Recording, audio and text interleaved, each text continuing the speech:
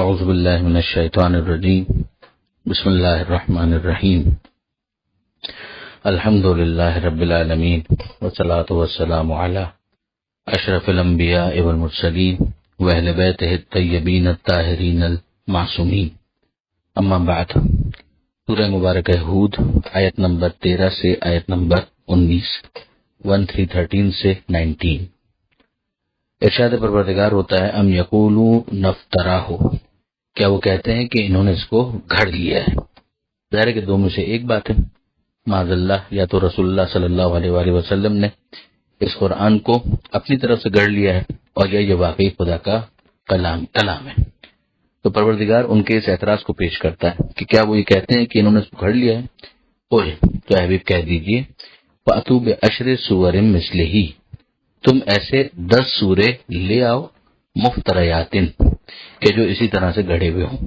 یعنی پھر تو اس کا مطلب یہ ہوا کہ اس کے اندر پروردگار کا منصوبہ شامل نہیں ہے۔ اس کا مطلب تو یہ ہوا کہ یہ کسی بندے نے اس کو اپنی طرف سے فیبریکیشن کے طور پر ایجاد کیا ہے۔ تو تم بھی انسان تو ہو نا، تو یہ کام تم بھی کر کے دکھا دو، اور پوری کتاب نہ صحیح تو 10 سوروں کا جواب لے آؤ۔ تو 10 سوروں کا جواب لانا ہی ہمارے لیے قائل کنندہ ہوگا کہ ہم اپنے دعوے سے وڈرا ہو جائیں گے، دستبردار ہو جائیں گے، ہم اسے خدا کا کلام نہیں کہیں گے۔ یہ آپ دیکھ سکتے ہیں کہ مختلف موقعوں پر قرآن مجید کے اندر اس طرح کے چیلنجز آئے ہیں۔ ہم سورہ بقرہ کے اندر پڑھ چکے کہ ایک سورے کے لانے کا بھی چیلنج کیا گیا، اور کہا کہ ایک سورے کا ہی جواب لے فاتوا بسورۃ من مثلہ، اور اگر تم ایسا نہ کر سکو اور ہرگز نہ کر سکو گے تو پھر ڈرو اس آگ سے کہ جس کا ایندھن بنیں گے وہ افراد جو انکار کرنے والے انسانوں میں سے، جنات میں سے، ہجارہ پتھروں میں سے وغیرہ۔ تو یہاں پر بھی اسی چیلنج کو ایک دوسرے انداز سے پیش کیا گیا، اور ترتیب کے اعتبار سے لگتا یہ ہے کہ یہ آیت ہے کہ پہلے نازل بھی ہوگی کہ پہلے 10 سوروں کا چیلنج ہوا ہوگا جو رفتہ رفتہ گھٹتے گھٹتے ایک سورے تک بات پہنچی ہوگی۔ تو یہاں پروردگار عالم نے ایک مرتبہ پھر وہ چیلنج کیا ہے وَادْعُوا مَنِ اسْتَطَعْتُم مِّن دُونِ اللَّهِ، اور تم جس کو بلانا چاہو اللہ کے سوا تو مدد کے لیے بلا لو، ان کنتم صادقین، اگر تم سچے ہو۔ یعنی ایک فرد نہیں، 2 نہیں، 3 نہیں، جتنوں کو بلانا ہے تم بلا لو، بس اللہ کو چھوڑ دو، اللہ کے نمائندوں کو چھوڑ دو، اور اس کے علاوہ جس کی مدد لینا چاہتے ہو لے لو، جواب لے آؤ، تو ہم دستبردار ہو جائیں گے۔ جواب نہ لا سکو تو پھر تمہیں اسلام قبول کر لینا چاہیے، وہی بات آگے آ بھی رہی ہے۔ فَإِن لَّمْ يَسْتَجِيبُوا لَكُمْ، اگر یہ جواب نہ لا سکے فَاعْلَمُوا، تو جان لو انما انزل بعلم اللہ، یہ اللہ کے علم سے خاص طور پر نازل ہوا ہے، وان لا الہ الا ہو، اور اس کے سوا تو کوئی دوسرا خدا ہے نہیں۔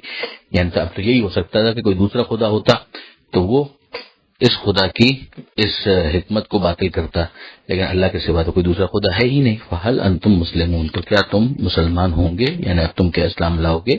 یعنی ایک مرتبہ پھر ان کو متوجہ کیا جا رہا ہے کہ جب تم اس کا جواب نہیں لا سکتے تو پھر اس کا مطلب یہ ہے کہ یہ کلام الہی ہے، یہ پروردگار عالم کی طرف سے نازل شدہ ہے، اور کوئی وجہ نہیں ہے کہ تم اس کی مخالفت کرو، بلکہ تم اس پر ایمان لے آؤ، اسلام قبول کرو، اور اپنی اصلاح بھی کرنے کی کوشش کرو۔ مگر پھر ایک مرتبہ وہی بات ہے کہ یہ کون کرے گا، یہ وہی کرے گا کہ جو آخرت کی طرف متوجہ ہوگا۔ جو آخرت کی طرف متوجہ نہیں ہوگا اس کا تو کل ہم و غم، اس کا تو کل فوکس جو ہے وہ دنیا کی زندگی ہی ہو سکتا ہے۔ وہی آگے بات آ رہی ہے، من کانا یرید الحیات الدنیا وزینتہا، جو دنیاوی زندگی اور اس کی زیب و زینت کا طلبگار ہو، یعنی وہ چاہتا ہے کہ بس دنیا ہی درست ہو جائے۔ پھر یاد رکھیے کہ اسلام دنیا کے اچھا بنانے کا مخالف نہیں ہے، but not at the cost of آخرت، آخرت کی کاسٹ پر نہ ہو، ورنہ تو آئیڈیل یہ ہے کہ ربنا آتنا فی الدنیا حسنہ وفی الآخرۃ حسنہ، کہ پروردگار ہمیں دنیا کے حسنات، دنیا کی اچھائیاں بھی عطا کر، اور جو آخرت کے حسنات اور آخرت کی اچھائیاں وہ بھی عطا کر۔ مگر سیدھی سی بات ہے کہ دنیا کے اندر ہی آخرت کو کمانے کے لیے بہت سی قربانیاں دینی پڑتی ہیں، تو وہ قربانی وہی دے گا کہ جو آخرت کو پیش نظر رکھے گا۔ تو اب اگر کوئی نیک کام وہ کر بھی رہا ہے تو نیک کام کرنے کے لیے ظاہر ہے کہ وہ بہت سارے دوسرے کاموں کو کمپرومائز کرے گا۔ پھر وہ نیک کام اس وقت بنے گا جب قربتاً اللہ کے جذبے سے ہو۔ اگر اس نیکی کے کام کو بھی صرف شوشہ اور دکھاوے اور ریاکاری کے لیے کیا جا رہا ہے تو چاہے وہ بظاہر مسلمان ہو کرنے والا، مگر پھر اس کا ٹارگٹ بھی دنیا ہی ہوئی، تو پھر آخرت کے اندر وہ توقع نہ رکھے۔ تو یہاں پروردگار فرماتا ہے کہ من کانا یرید الحیات الدنیا وزینتہا، کہ جو دنیاوی زندگی اور اس کی زیب و زینت کا طلبگار ہو تو ہم نوفی الیہم، تو ہمیں اس میں ان کے کاموں کا پورا نتیجہ ظاہر کر دیں گے، نوفی الیہم اعمالہم فیہا وہم فیہا لا یبخسون، اور اس میں کوئی کمی نہیں کی جائے گی، یعنی ون وے اور دا ادر، پھر جو ان کی دنیا کے کام ہوں گے ان کا نتیجہ ان کو یہیں پر مل جائے گا۔ اس کا اصول یہی ہے کہ لیس للانسان الا ما سعی، انسان کو وہی کچھ ملتا ہے جس کی وہ کوشش کرتا ہے۔ اولئک الذین، پھر یہ وہ لوگ ہیں، لیس لہم فی الآخرۃ الا النار، کہ ان کا آخرت میں آگ کے سوا کوئی حصہ نہیں ہے۔ جب قربتاً الی اللہ وہ کام تھا ہی نہیں تو ظاہر ہے کہ اس کا نتیجہ سوائے دنیا کے کہاں اور ظاہر ہو سکتا ہے۔ آخرت میں تو ظاہر وہی کام ہوگا کہ جو دنیا کو مزرعۃ الآخرہ سمجھ کر کیا جائے، یعنی دنیا آخرت کی کھیتی ہے کہ کام دنیا میں کرو تاکہ آخرت میں اس کا نتیجہ ظاہر ہو۔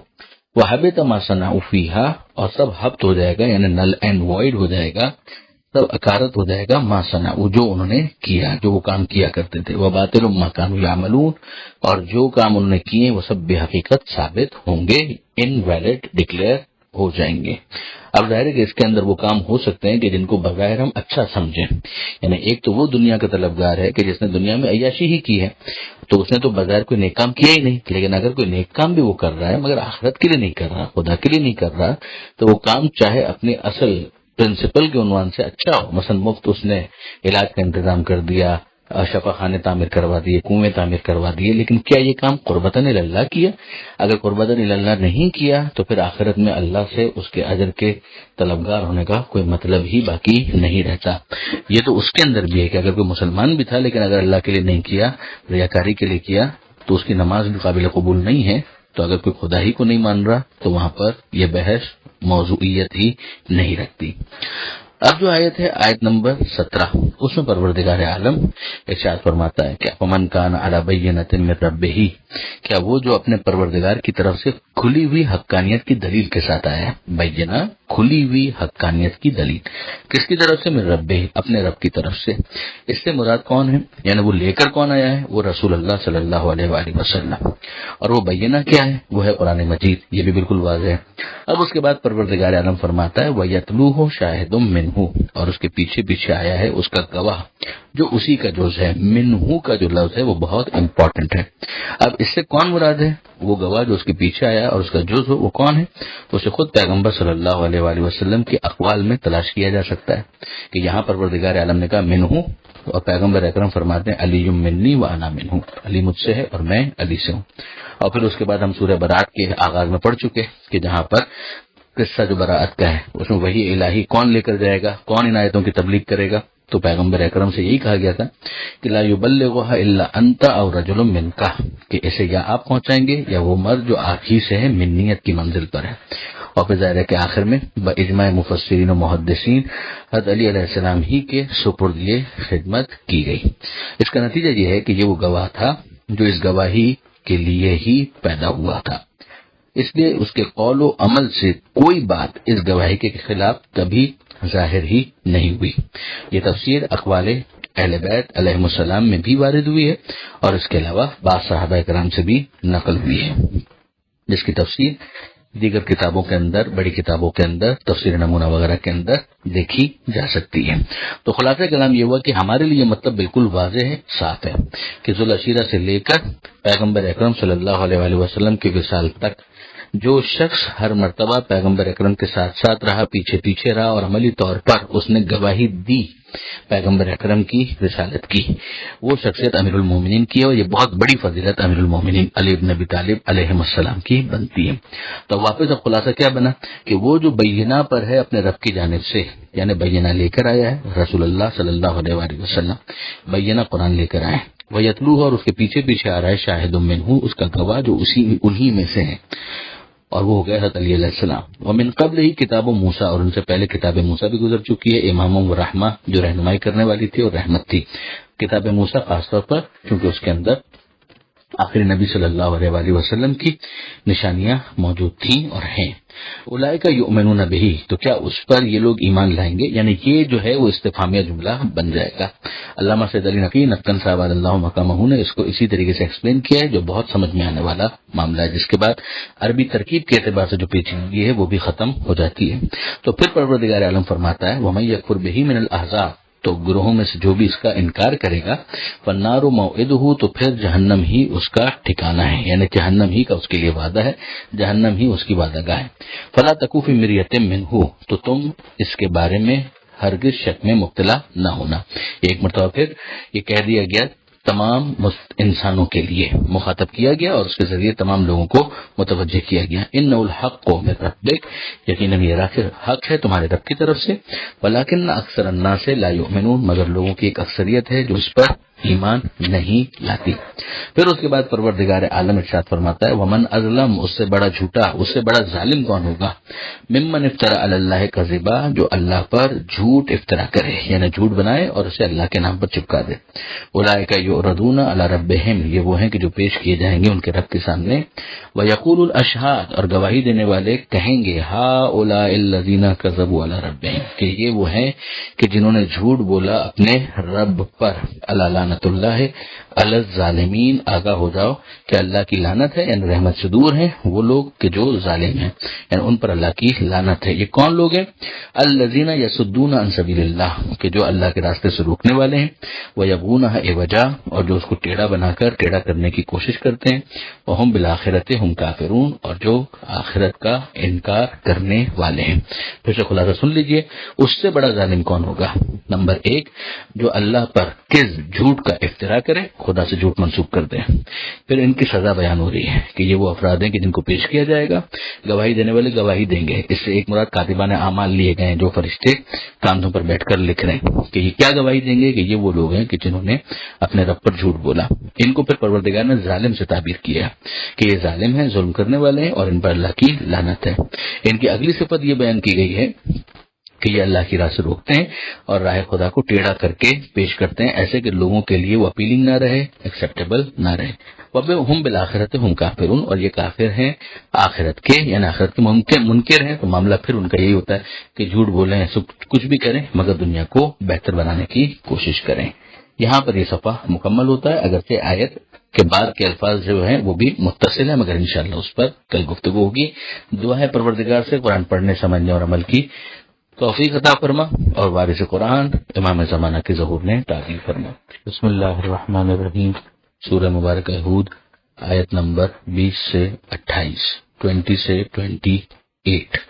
گزشتہ سے پیوستہ آخری بات جو پچھلے صفحے پر ہم نے پڑھی تھی اس میں مذمت تھی ان افراد کی کہ جو اللہ پر جھوٹ باندھتے ہیں، اور یہ کہہ کر پروردگار عالم نے ارشاد فرمایا اور مذمت کی کہ اس سے بڑا ظالم کون ہوگا جس نے اللہ پر افترا کیا، یعنی جھوٹ باندھ کر اللہ سے منسوب کر دیا۔ یہ وہ لوگ ہیں کہ جن کو پیش کیا جائے گا ان کے رب کے سامنے اور گواہی دینے والے گواہی دیں گے۔ یہ بات آ چکی، اس سے مراد بعض مفسرین نے کاتبان اعمال کو لیا ہے۔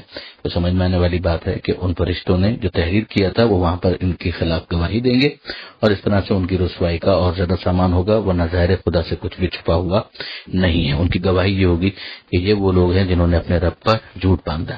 اور پھر پروردگار عالم نے فرمایا کہ آگاہ ہو جاؤ اللہ کی لعنت ہے ظالمین پر، یعنی ان کو خدا نے ظالم سے تعبیر کیا۔ پھر فرمایا کہ یہی وہ لوگ ہیں کہ جو اللہ کی راہ سے روکنے والے تھے اور پھر دین کو ٹیڑھا کر کے پیش کرنے والے تھے، جس کے نتیجے میں لوگ بالآخر ان کے کہنے میں آ کر دین سے دور ہو جاتے ہیں، دین ان کو اپیل نہیں کرتا۔ یہ وہ لوگ ہیں جو آخرت کے انکار کرنے والے ہیں۔ یہ کچھ صفات ان کی بیان ہو گئی۔ اب پروردگار عالم فرماتا ہے اولئک لم یکونوا معجزین فی الارض کہ یہ زمین میں اللہ کو عاجز نہیں بنا سکتے، یعنی یہ لوگ دنیا میں اللہ کے قبضے سے نکل نہ سکتے تھے اور نہ ان کے اللہ کو چھوڑ کر کوئی مددگار تھے۔ یہ تو پروردگار عالم نے ان کو ڈھیل دی ہوئی تھی، وگرنہ کیا یہ اللہ کو عاجز بنا سکتے ہیں؟ بالآخر ظاہر ان کی مہلت تمام ہوئی اور یہ سب کے سب اللہ کی گرفت میں آ گئے۔ اللہ کو چھوڑ کر ان کا کوئی ولی سرپرست ہو بھی نہیں سکتا۔ ما کان لہم من دون اللہ من اولیاء کہ اللہ کو چھوڑ کر ان کا کوئی ولی اور سرپرست نہیں ہو سکتا۔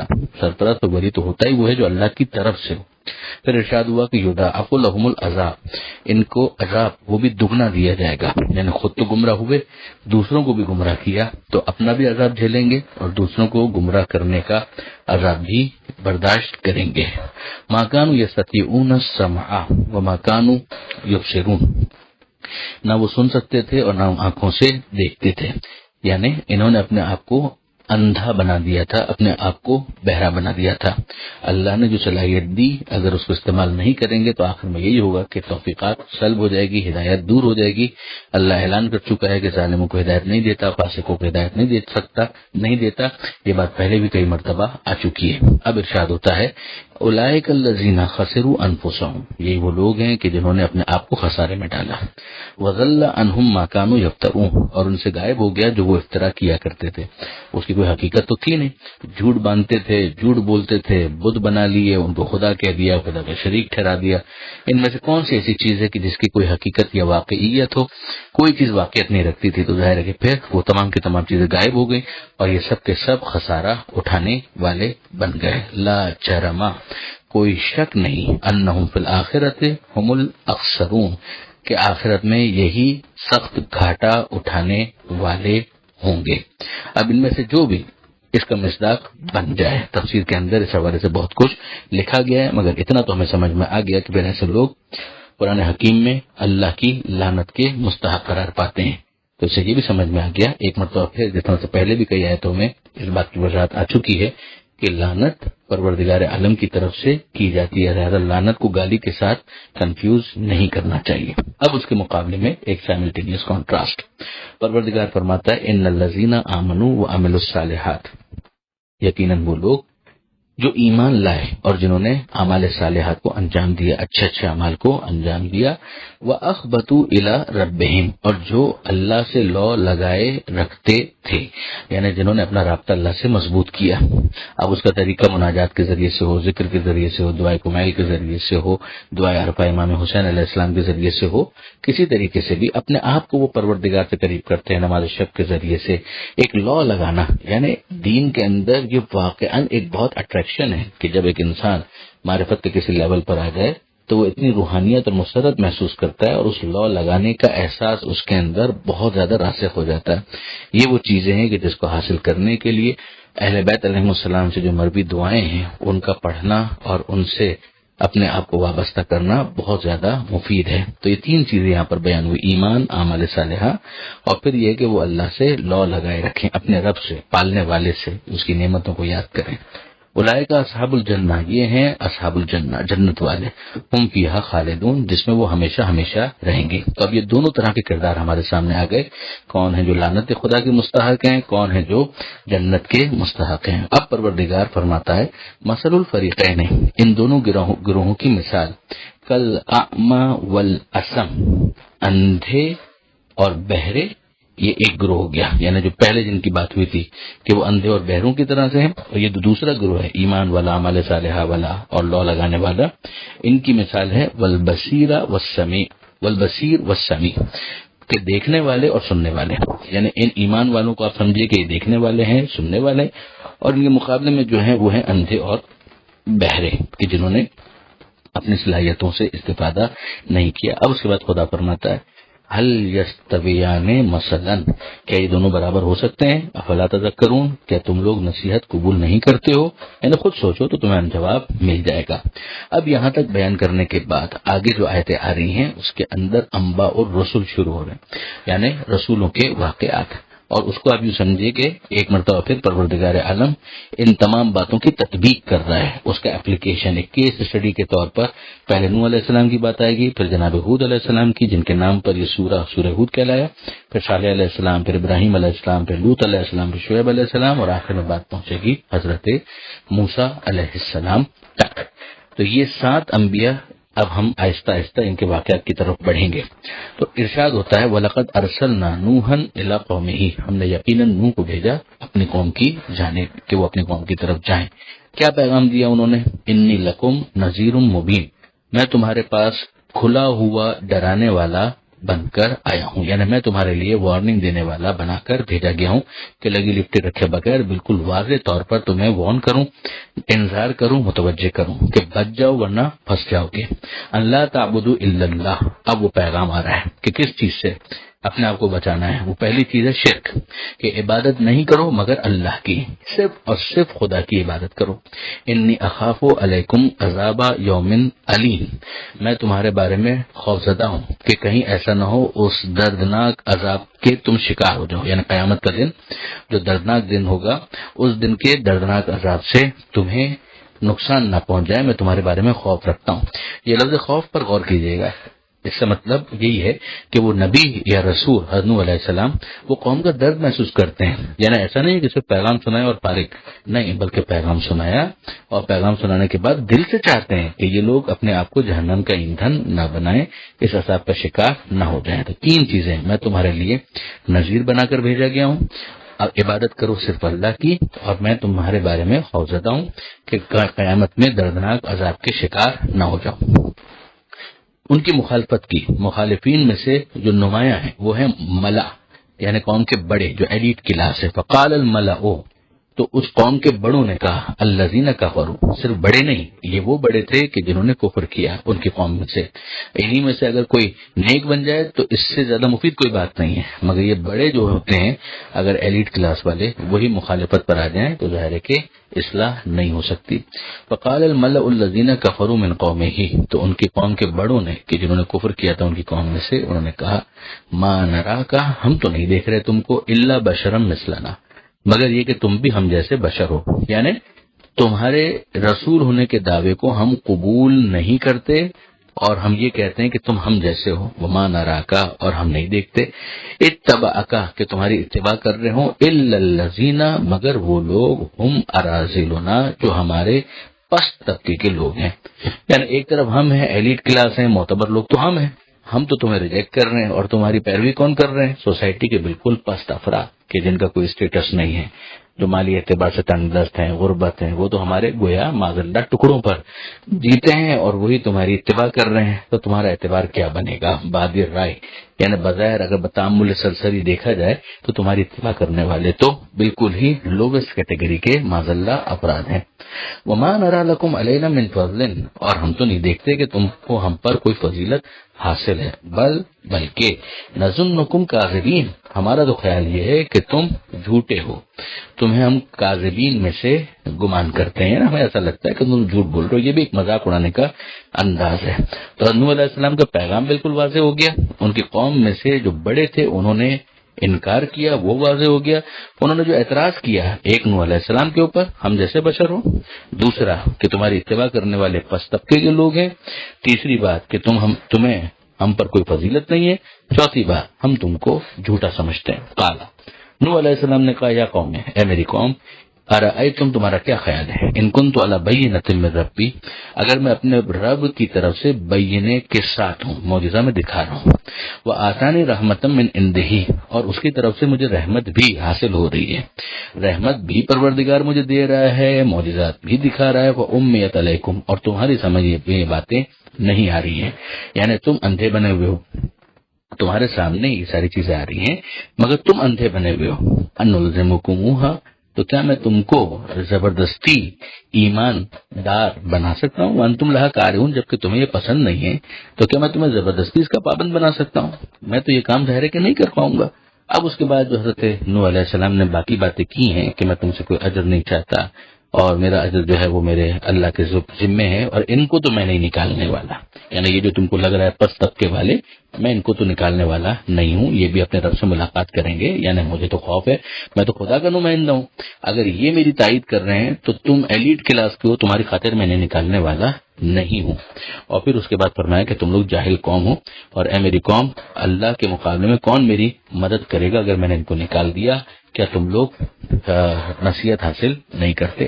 یہ آیت جو ہے آیت نمبر 29 اور 30، اس کو بھی خلاصتاً میں نے یہاں پر بیان کر دیا۔ بہرحال آیت نمبر 28 کے اوپر یہ صفحہ مکمل ہوتا ہے اور یہ ڈائلاگ ابھی آگے بڑھے گا۔ پروردگار عالم سے دعا ہے قرآن پڑھنے، سمجھنے اور عمل کی توفیق عطا فرما، اور وارث قرآن امام زمانہ کے ظہور میں تعدیل فرما۔ بسم اللہ الرحمن الرحیم۔ سورہ مبارکہ ہود، آیت نمبر 29 سے آیت نمبر 37، 29 سے 37 تک۔ حضرت نوح علیہ السلام کی اپنی قوم والوں سے گفتگو۔ پچھلے صفحے پر یہی بات شروع ہوئی تھی اور یہاں پر وہی بات آگے بڑھ رہی ہے۔ حضرت نوح علیہ السلام اپنی قوم کی جہالت کو دیکھتے ہیں اور اس پر ری ایکٹ کرتے ہوئے جو انہوں نے جملے ارشاد فرمائے وہ بھی کنٹینیو ہو رہے ہیں۔ فرماتے ہیں وَيَا قَوْمِ، اے میری قوم، لا اسألکم علیہ مالا، کہ میں تم سے کسی مال کا سوال نہیں کرتا، یعنی یہ جو تم دیکھ رہے ہو کہ میں تمہارے سامنے خدا کا پیغام بیان کر رہا ہوں تو میں تم سے اس کے عوض کوئی اجرت، کوئی مال نہیں چاہتا۔ ان اجری الا علی اللہ، میرا اجر جو ہے وہ میرے اللہ کے ذمے پر ہے، میں خدا سے اجر کا طلبگار ہوں۔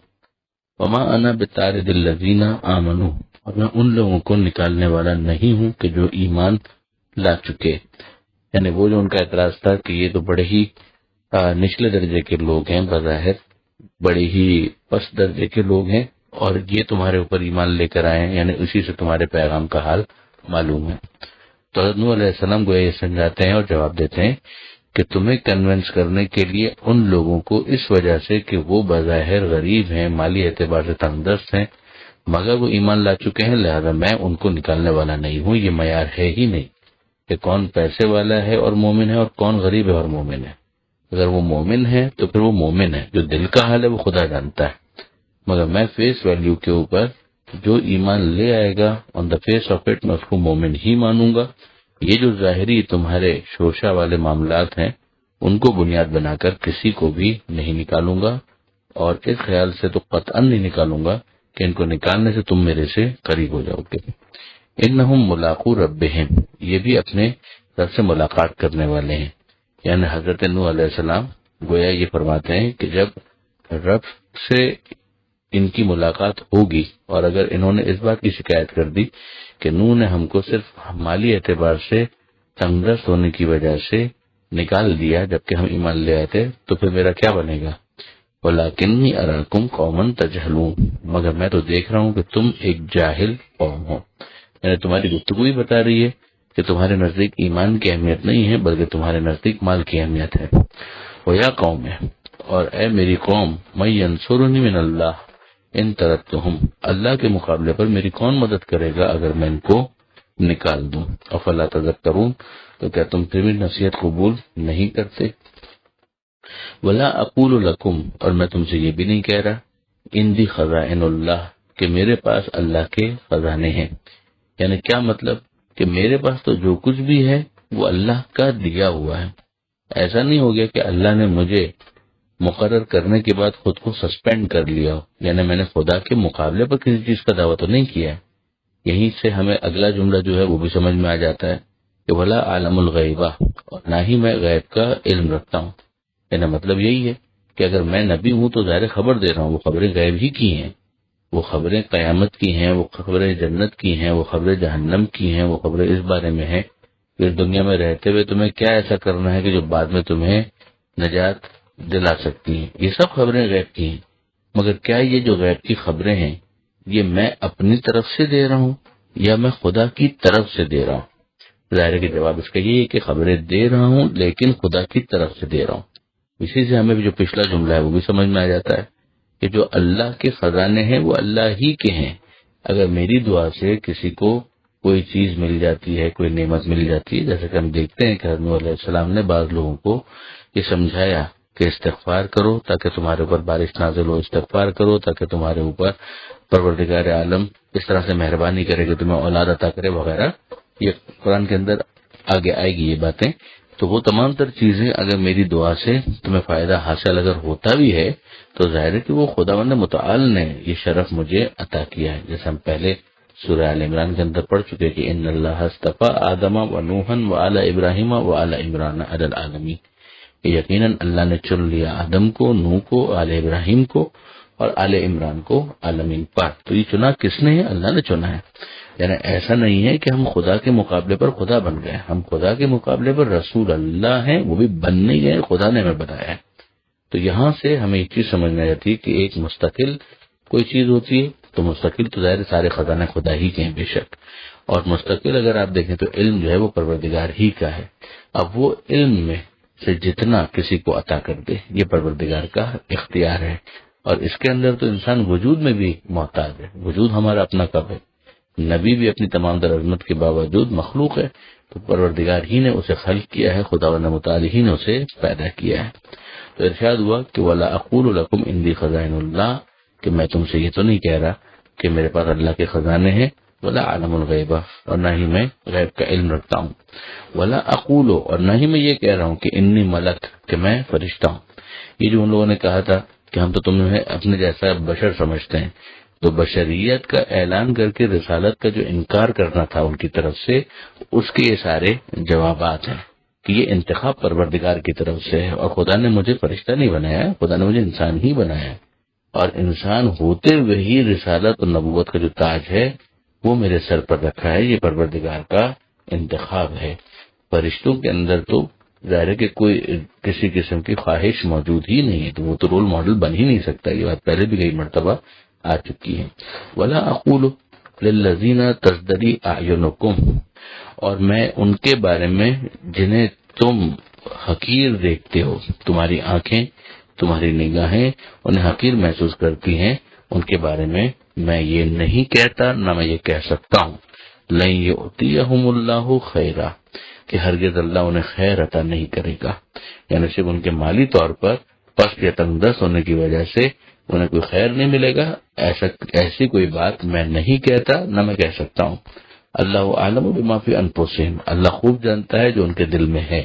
یعنی اب یہ جو غریب تمہیں نظر آ رہے ہیں وہ دل سے مومن ہیں یا دل سے مومن نہیں ہے، وہ فیصلہ خدا کرے گا۔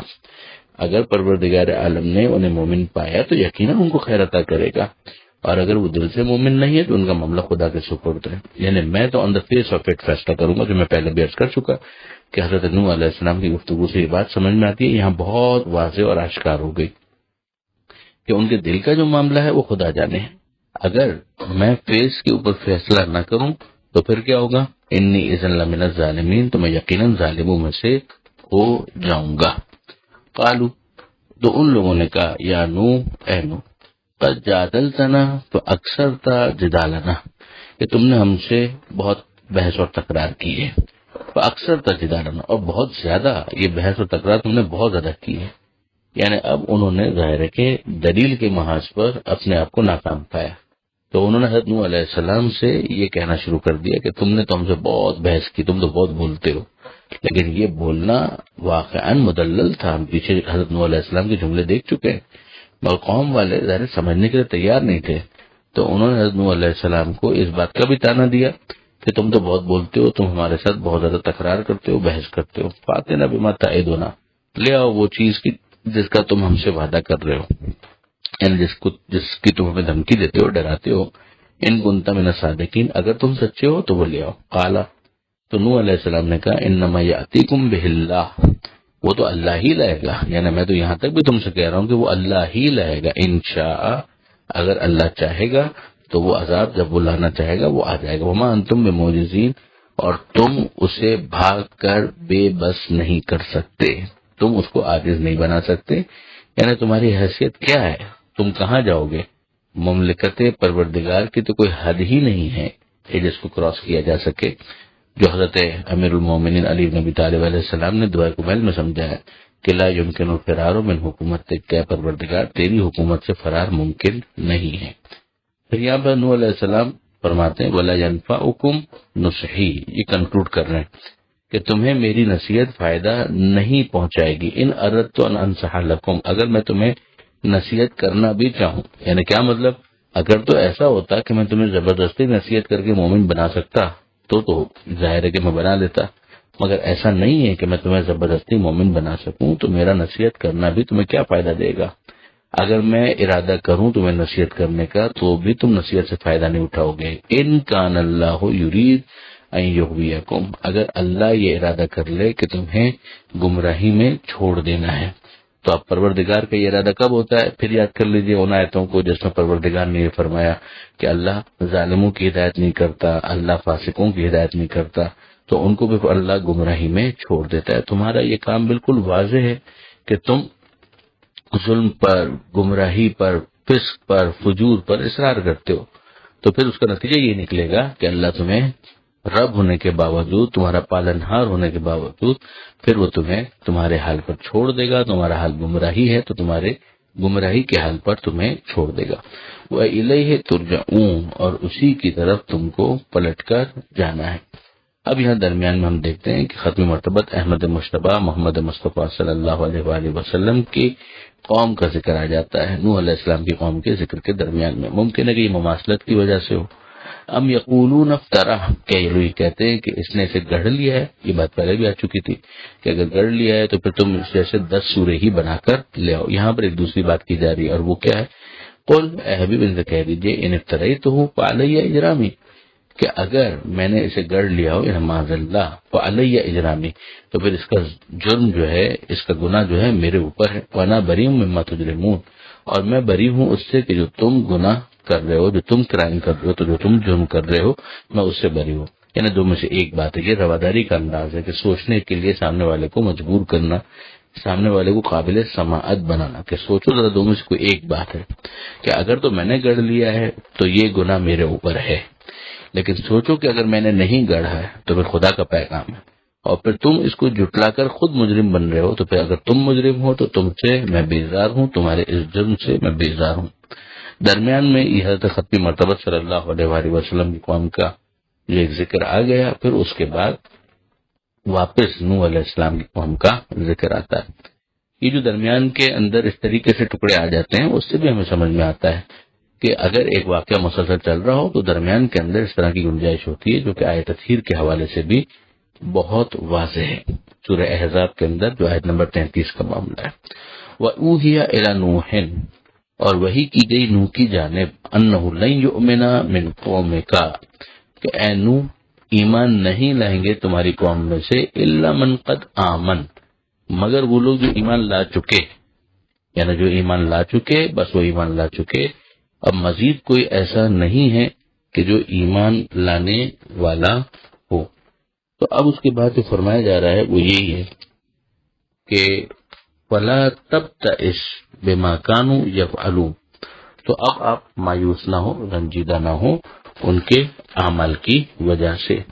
یہ اس کانسیپٹ کے بالکل خلاف ہے کہ جس کے اندر یہ سمجھا جاتا ہے کہ حضرت نوح علیہ السلام بارہا عذاب کی بددعا کرتے تھے اور پروردگار عالم اس کو ٹال رہا تھا۔ یہاں تو ایسا محسوس ہوتا ہے کہ حضرت نوح علیہ السلام مزید تبلیغ کرنے کے لیے تیار ہیں، مگر پروردگار عالم کی طرف سے تاکید آ رہی ہے کہ اے نوح اب جو ایمان لا چکے ہیں وہ ایمان لا چکے ہیں، مزید کوئی ایمان لانے والا نہیں ہے، لہذا آپ رنجیدہ نہ ہو۔ اور پھر اس کے بعد کشتی بنانے کا حکم دیا جا رہا ہے کہ وَاصْنَعِ الْفُلْكَ بِأَعْيُنِنَا، کہ اے نوح ہماری نگاہوں کے سامنے کشتی بناؤ، وہ وحینا اور ہماری وحی کے مطابق، وَلَا تُخَاطِبْنِي فِي الَّذِينَ ظَلَمُوا، اور جو ظلم کرنے والے ہیں، جنہوں نے ظلم کیا ہے یعنی جنہوں نے اب تک قبول نہیں کیا ہے، ان کے بارے میں مجھ سے بات مت کرنا، اِنَّهُمْ مُغْرَقُونَ، یقیناً وہ لوگ غرق کیے جائیں گے۔ یہ آیت نمبر 37 جس پر یہ صفحہ مکمل ہو گیا۔ پروردگار عالم سے دعا ہے قرآن پڑھنے، سمجھنے اور عمل کی توفیق عطا فرما، اور وارث قرآن امام زمانہ کے ظہور میں تاکید فرما۔ بسم اللہ الرحمن الرحیم۔ سورہ مبارکہ ہود، آیت نمبر 38 سے آیت نمبر 45، 38 سے 45۔ حضرت نوح علیہ السلام کا اپنے قوم کے ساتھ مبارزہ، مکالمہ، اور بالآخر حضرت نوح علیہ السلام کو پروردگار عالم کی طرف سے یہ حکم کہ اے نوح اب تم کشتی بناؤ ہماری ہدایت کی روشنی میں، ہماری وحی کے مطابق، اور وہ کہ جنہوں نے ظلم کیا ہے ان کے بارے میں مجھ سے گفتگو مت کرنا، وہ لوگ غرق ہونے والے ہیں۔ اس میں اشارہ ہو گیا کہ بعض ایسے افراد ہیں کہ جن کے لیے حضرت نوح علیہ السلام شفقت کے عنوان سے ممکنہ طور پر سفارش کر سکتے ہیں، لہذا حضرت نوح علیہ السلام کو متوجہ کیا جا رہا ہے۔ ہم جانتے ہیں کہ حضرت نوح علیہ السلام کی ازواج میں سے ایک زوجہ اور ایک بیٹا وہ بالآخر غرق ہونے والوں میں شامل ہو گئے۔ اب یہاں آگے بحث بڑھتی ہے اور پروردگار عالم یہ ارشاد فرماتا ہے کہ وَيَصْنَعُ الْفُلْكَ، اور وہ کشتی بنا رہے تھے، وَكُلَّمَا مَرَّ عَلَيْهِ مَلَأٌ مِّن قَوْمِهِ، اور جب بھی ان کی طرف سے ان کی قوم کے کچھ بڑے لوگ گزرتے تھے، سَخِرُوا مِنْهُ، تو وہ ان سے تمسخر کرتے تھے، ان کا مذاق اڑاتے تھے۔ یہ وہی لفظ ملا ہے جو پہلے بھی استعمال ہوا ہے، یعنی قوم کی ایلیٹ کلاس، وہ افراد کے جو معاشرے کے اندر انفلوئنشل ہوتے ہیں ان کی ایک سے ہوتی ہے، اور جنہوں نے پہلے بھی حضرت نوح علیہ السلام کو اذیت دی تھی اور ان کا پیغام نہ فقط یہ کہ قبول نہیں کیا تھا بلکہ دوسروں کے لیے بھی اس طرح سے پیش کیا تھا کہ بہت سے حضرت نوح علیہ السلام کی اس دعوت کو سیریس لینے کے لیے تیار نہیں ہوئے۔ اب یہاں پروردگار فرماتا ہے کہ انہوں نے جب دیکھا کہ حضرت نوح علیہ السلام کشتی بنا رہے ہیں تو اس جگہ پر کہ جہاں بظاہر طوفان کا، سیلاب کا کوئی امکان نہیں تھا، بلکہ بعض تفاسیر کے مطابق کہ اس جگہ پر پانی کی کمی تھی، تو ان لوگوں نے جب کشتی بنتے ہوئے دیکھی تو مذاق اڑانا شروع کیا اور حضرت نوح علیہ السلام کو کارپینٹر یا بڑھئی کہنا شروع کر دیا۔ یعنی یہ اس الفاظ ہیں کہ صرف نجارن بعد النبوہ، کہ پہلے تم نبوت کا دعویٰ کرتے تھے اور اب نجاری بھی کرنے لگے، یعنی بڑھئی گیری بھی کرنے لگے۔ یہ ان کا مذاق اڑانے کا معاذ اللہ انداز تھا۔ حضرت نوح علیہ السلام نے رسپونڈ کیا، اور مت بھولیے کہ 2500 سال کی تقریباً حضرت نوح علیہ السلام کی عمر ہے اور 950 سال کے قریب انہوں نے تبلیغ کی ہے۔ قال ان تسخروا منا فإنا نسخر منکم، کہ اگر آج تم ہمارا مذاق اڑا رہے ہو تو ہم بھی تمہارا مذاق اڑائیں گے، کما تسخرون، جیسے تم ہمارا مذاق اڑا رہے ہو۔ اب ظاہر ہے کہ یہ قوم عجیب ہے کہ انہیں اس بات کا احساس ہی نہیں ہے کہ نبی کی دعوت تھی جس کو انہوں نے ریجیکٹ کیا ہے، اور اس کا ممکنہ نتیجہ یہ نکلنے والا ہے کہ ان کے اوپر عذاب خدا گویا آیا ہی چاہتا ہے۔ اب حضرت نوح علیہ السلام یہ فرماتے ہیں فسوف تعلمون، ان قریب تمہیں پتہ چل جائے گا، میں یاتی ہے عذاب یخزی ہے، کہ کس کے اوپر رسوا کرنے والا، ذلیل کرنے والا عذاب آتا ہے، ویحل علیہ عذاب مقیم، اور کس پر وہ عذاب اترتا ہے کہ جو قائم رہنے والا ہے، یعنی پھر اس کے بعد وہ ٹیمپریری عذاب نہیں ہوگا۔ ایک عذاب ایسا ہے کہ جھنجھوڑنے کے لیے آتا ہے کہ انسان متوجہ ہو جائے، متنبہ ہو جائے، ایک ٹیمپریری تکلیف ہے وہ دور ہو جائے، وہ تو ایک طرح سے رحمت اور بلیسنگ ہے۔ لیکن یہ والا عذاب کہ جو پھر بعد میں ختم بھی نہیں ہونے والا، جس کے نتیجے میں بالآخر انسان کی زندگی ہی ختم ہو جائے، تو پھر تو اس کا مطلب یہ ہوا کہ وہ اس عذاب کے نتیجے میں ایک مقدماتی عذاب سے گزر کر گویا جہنم میں جانے والا ہے، تو پھر یہ دائمی عذاب ہی کا مقدمہ بن گیا۔ اب پروردگار فرماتا ہے حتی اذا جاء امرنا، یہاں تک کہ جب ہمارا حکم آیا، یعنی وہ عذاب کا وقت آ گیا، وفارت تنور، اور جو تنور تھا وہ ابلا۔ اب یہ تنور جس میں روٹیاں بنائی جاتی ہیں، تو اگر ہم دیکھیں تو بہت اچھا بعض مفسرین نے یہ تجزیہ کیا کہ بظاہر تنور کا کام یہ ہوتا ہے کہ اس کے اندر آگ روشن ہوتی ہے اور اسی سے پانی ابلنا شروع ہو گیا، یعنی یہ حالات کے دگرگوں ہونے کی ایک علامت تھی کہ جو روٹین کے معاملات ہیں اب وہ شفٹ کی طرف جا رہے ہیں اور تبدیلی محسوس ہونا شروع ہو رہی ہے۔ حضرت نوح علیہ السلام واضح طور پر سمجھ گئے کہ یہ پروردگار عالم کی طرف سے گویا اشارہ ہے، اور حضرت نوح علیہ السلام اپنی قوم کو لے کر جو منتخب افراد تھے اور جو منتخب جانوروں کی بھی ایون جوڑے، ان کو لے کر وہ سوار ہو گئے کشتی کے اندر۔ ارشاد ہوتا ہے قُلْ نَحْمِلْ فِيهَا مِنْ كُلٍّ زَوْجَيْنِ اثْنَيْنِ، تو ہم نے ان سے یہ کہا کہ سوار ہو جاؤ اس میں، اور جانوروں کے جوڑے بھی دو لے لو، اور اپنے اہل کو بھی لے لو، جو تمہارے اہل ہیں ان کو بھی لے لو۔ یہ اہل کا لفظ یہاں پر بہت امپورٹنٹ ہے۔ پروردگار فرماتا ہے اہل کو لے لو الا من سبق علیہ القول، مگر وہ کہ جن کے اوپر پہلے ہی بات طے ہو چکی ہے، ومن آمنا، اور جو ایمان لا چکے ہیں ان کو بھی لے لو اپنے ساتھ۔ یعنی اب جو کشتی کے اندر سوار ہوتا جائے گا وہ سب کے سب نجات یافتہ ہوں گے، اور جو کشتی میں شامل نہیں ہوں گے وہ سب کے سب عذاب کا شکار ہوں گے، غرق ہونے والوں میں شامل ہو جائیں گے۔ اب یہاں پروردگار عالم نے جو تعبیر استعمال کی ہے اس سے اندازہ ہوتا ہے کہ حضرت نوح علیہ السلام کو ان جانوروں میں سے کچھ کا انتخاب کرنے کا حکم دیا گیا کہ جو بالآخر بعد میں بچ جانے والوں کی زندگی کے لیے، ان کی لیونگ کے لیے، ان کی لائیولیہڈ کے لیے جن کا وجود ضروری تھا۔ اور ظاہر ہے کہ کشتی میں کچھ ہی کو جگہ دی جا سکتی ہے، سب کے سب اس کے اندر جگہ بھی نہیں پا سکتے، تو انسانوں کا جو انتخاب ہے وہ تو ان کے ایمان اور ان کے اعمال صالحہ اور اس بنیاد کے اوپر ہے، وہ بات سمجھ میں آتی ہے۔ اہل میں بھی وہ افراد کے جنہوں نے اس تمام پیغام کو ریجیکٹ کیا ہے ان کو بھی غرق کر دیا جائے گا، یہ بھی بالکل واضح ہو گیا۔ لیکن جو جانوروں کا انتخاب ہے وہ بعض مفسرین نے اس کی صراحت کی ہے کہ ان میں اس بات کا خاص خیال رکھا گیا کہ وہ ہوں کہ جو بعد میں بچ جانے والوں کے لیے ضروری ہو، یا مقصد پروردگار یہ ہو کہ ان جانوروں کی نسل باقی رہے اور اس طوفان کی نظر نہ ہو جائے۔ تو بہت سے جانور ایسے ہیں کہ جو پانی کے اندر بھی زندہ رہ سکتے ہیں، تو ان کو کشتی میں جگہ دینے کی کوئی ضرورت نہیں تھی، لیکن وہ کہ جو کشتی میں جگہ دیے گئے ان کے لیے یہ خیال رکھا گیا کہ ایک تو یہ کہ وہ پانی کے اندر زندہ نہ رہ سکتے ہوں، اور دوسری بات یہ کہ ان کا ہونا مستقبل میں ان انسانوں کے لیے ضروری ہو۔ تو اب ارشاد ہوتا ہے کہ وما آمن معه الا قلیل، نہیں ایمان لائے ان کے ساتھ مگر بہت تھوڑے افراد۔ قلیل کا لفظ یہاں پر استعمال ہوا ہے۔ اب یہاں پھر غور کرنے والی بات ہے کہ حضرت نوح علیہ السلام کی سینکڑوں سال کی جو تبلیغ ہے، اس کے بعد اگر قلیل افراد ایمان لاتے ہیں تو کیا کوئی عقل مند انسان اسے حضرت نوح علیہ السلام کی ناکامی سے تعبیر کرے گا؟ یہ خاص طور پر ہمارے ان دوستوں کو ٹھنڈے دل سے سوچنے کی ضرورت ہے جو یہ کہتے ہیں کہ پیغمبر اکرم صلی اللہ علیہ وآلہ وسلم کے بعد اگر ایک گروہ پیغمبر اکرم کی تعلیمات کو فراموش کر دیتا ہے تو اس کا مطلب تو یہ ہے کہ آپ یہ کہنا چاہتے ہیں کہ پیغمبر اکرم صلی اللہ علیہ وآلہ وسلم ناکام ہو گئے۔ یہی تو غلط بات ہے۔ کسی نبی یا کسی رسول کے کامیاب یا ناکام ہونے کا معیار یہ ہے ہی نہیں کہ کتنے افراد ان کے اوپر ایمان لائے۔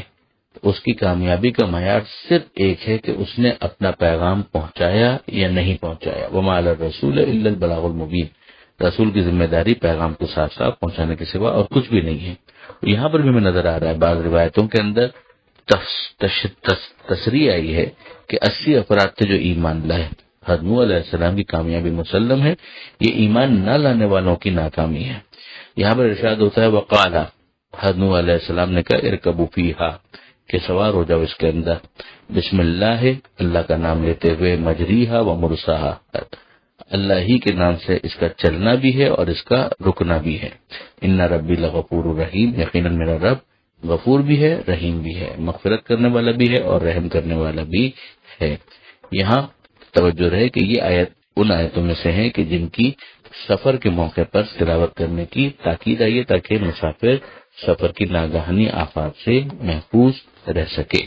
اور یہیں پر اس حدیث کی طرف توجہ کرنا بھی بہت ضروری ہے جس میں پیغمبر اکرم صلی اللہ علیہ وآلہ وسلم نے یہ ارشاد فرمایا کہ مثل اہل بیتی کا مثل سفینۃ نوح، کہ میرے اہل بیت کی مثال نوح کے سفینے کی مثال ہے۔ جو اس میں سوار ہو گیا، من رکبہا نجا، جو اس میں سوار ہو گیا وہ نجات پا گیا۔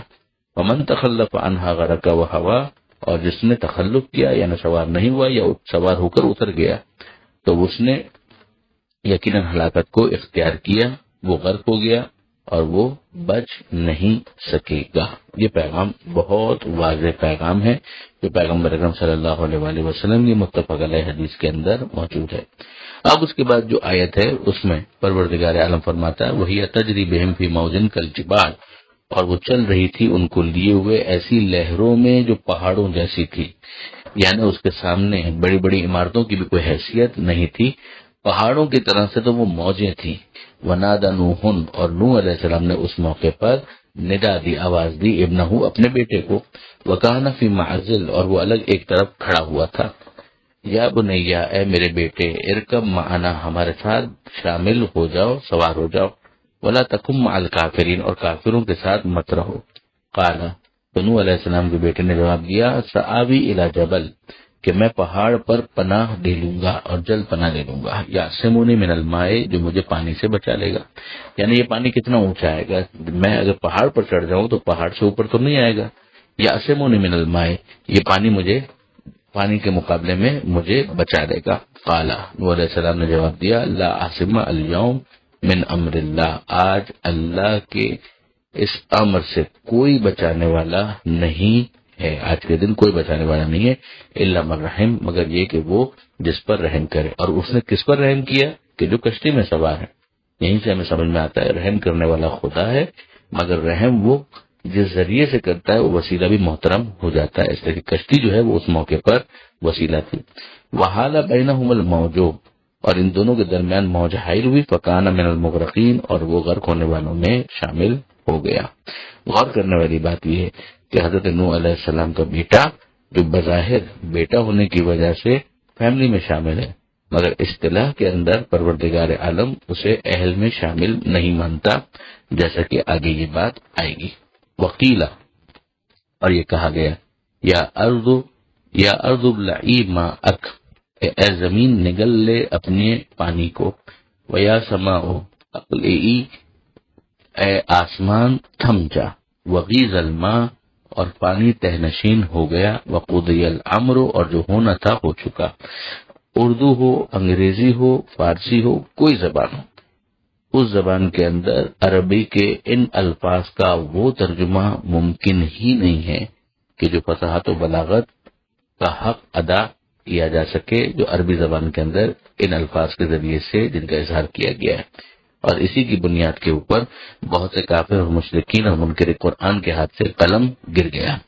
کسی اور زبان کے اندر وہ کیفیات آ ہی نہیں سکتی، لہذا معنی اور بیان کی مختلف کتابوں کے اندر اس حوالے سے بڑی بحثیں موجود ہیں، مگر بہرحال ان کو انجوائے کرنے کے لیے اور ان کو سمجھنے کے لیے عربی زبان سے واقفیت ضروری ہے۔ بہرحال جو اس وقت امر پروردگار تھا اس کے حوالے سے الفاظ اور تعبیرات یہ ہیں جو ہمارے سامنے استعمال ہو رہی ہیں۔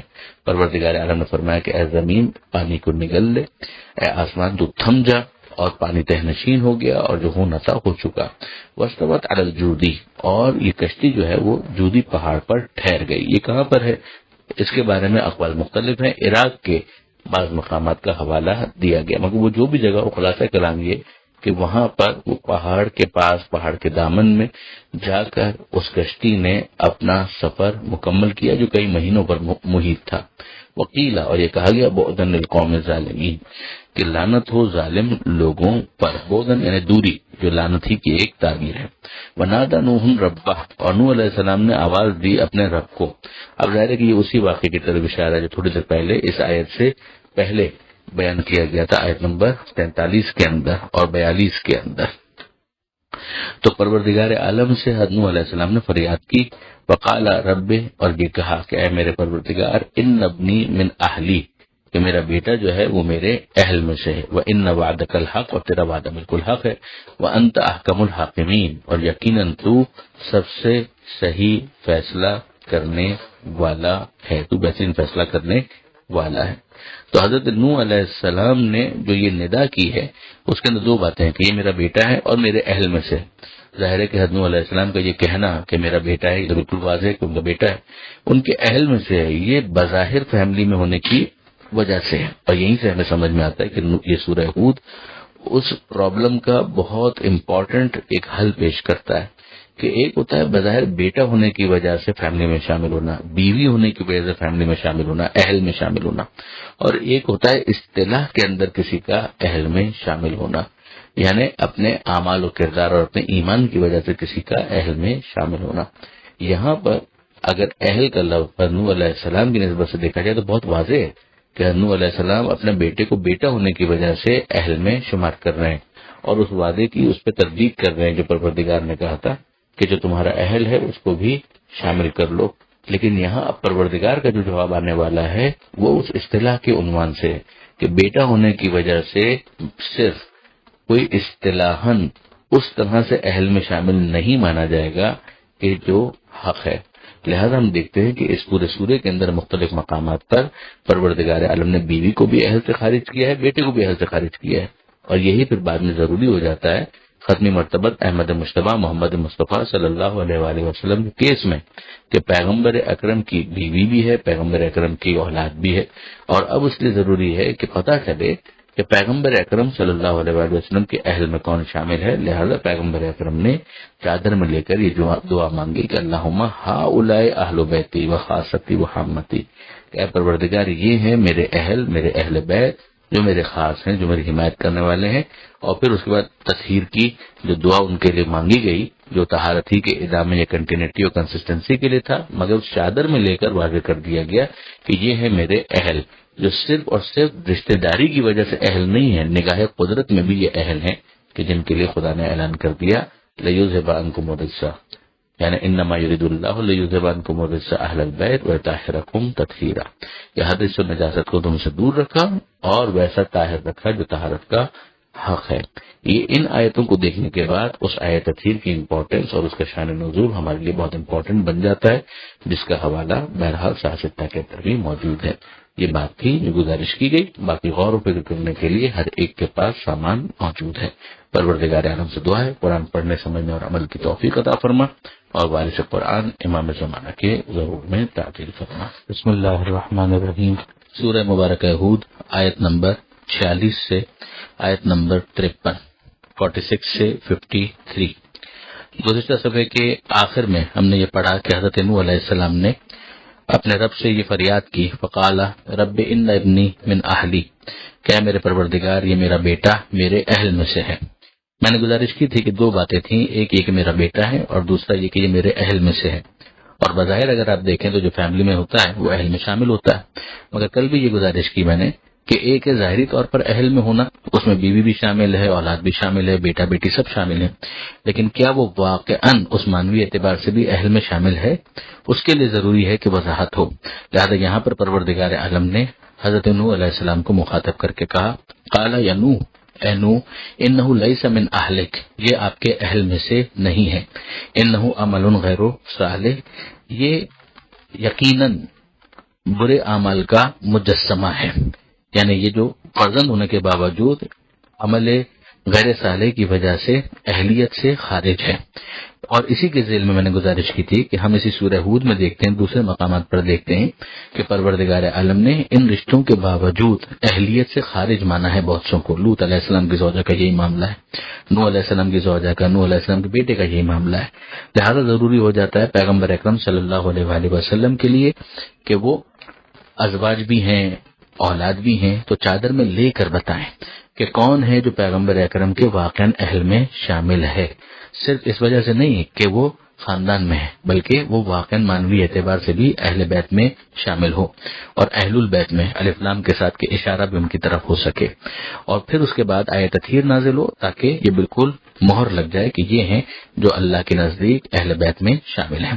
تو یہاں پر پروردگار فرماتا ہے فَلَا تَسْأَلْنِ مَا لَيْسَ لَكَ بِهِ عِلْمٌ، تو اے نوح مجھ سے سوال مت کرو اس کے بارے میں کہ جو تم علم نہیں رکھتے، انی اعظک، میں تمہیں نصیحت کرتا ہوں، ان تکون من الجاہلین، کہ تم جاہلوں میں سے ہو جاؤ۔ اب آپ دیکھ سکتے ہیں کہ یہاں پر انداز تھوڑا تند ہو گیا۔ قال، حضرت نوح علیہ السلام نے کہا رب، اے میرے پروردگار، انی اعوذ بک، میں تیری پناہ میں آتا ہوں، ان اسألک، اس بات سے کہ میں ایسا سوال کروں، ما لیس لی بہ علم، کہ جس کا میرے پاس علم نہیں ہے، وَإِلَّا تَغْفِرْ لِي، اگر تو میری مغفرت نہیں کرے گا، وَتَرْحَمْنِي، اور مجھ پر رحم نہیں کرے گا، اکم من الخاسرین، تو یقیناً میں خسارہ اٹھانے والوں میں سے ہو جاؤں گا۔ تو زیادہ سے زیادہ ایک آپ اس کو ترک اولا کہہ لیجئے، اور جو اس موقع پر ہوا، حضرت نوح علیہ السلام نے فوراً ہی پروردگار عالم کی بخشش کی طلبگاری میں اپنا وقت صرف کیا اور اپنے جملوں کو استعمال کیا، یہ مناجات ہے۔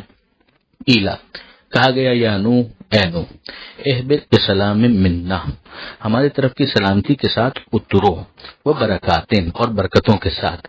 یہ کس کس کے لیے ہیں برکتیں؟ علیکا، آپ پر بھی ہیں، وعلی امم ممن معک، اور جو آپ کے ساتھ ہیں ان میں سے بھی، ان کی جو نسلیں ہیں ان کے اوپر بھی یہ برکتیں نازل ہوں گی۔ وہ امم، اور کچھ وہ ہیں سنمتعہم، جن کو ہم فائدہ اٹھانے کا موقع دیں گے، یعنی اب کشتی سے اترنے کے بعد اب یہ لوگ آگے بڑھیں گے، نسلیں آگے بڑھیں گی، اور ان کے اندر بہرحال فائدے بھی حاصل ہوں گے، دنیاوی اعتبار سے جو برکتیں ہیں، نعمتیں، ان سے یہ فائدہ اٹھائیں گے ایک مدت تک۔